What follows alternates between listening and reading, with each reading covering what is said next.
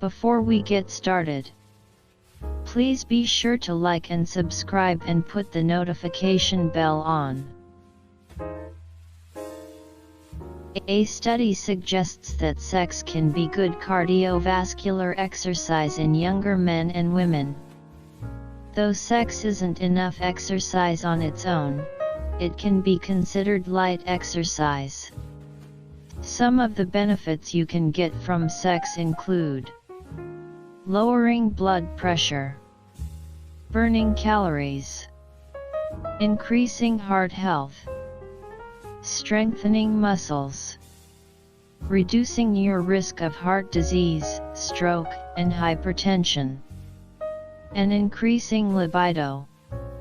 People with active sex lives tend to exercise more frequently and have better dietary habits than those who are less sexually active.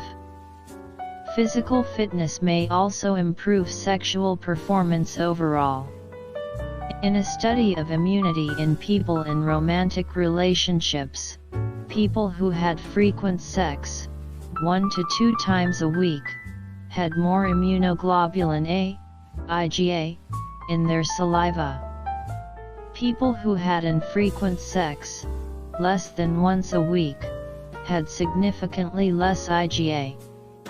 IgA is the antibody that plays a role in preventing illnesses and is the first line of defense against human papillomavirus, or HPV. Your body releases oxytocin, also called the love or intimacy hormone, and endorphins during an orgasm.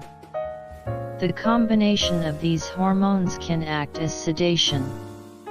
Better sleep can contribute to a stronger immune system, a longer lifespan, feeling more well-rested, having more energy during the day.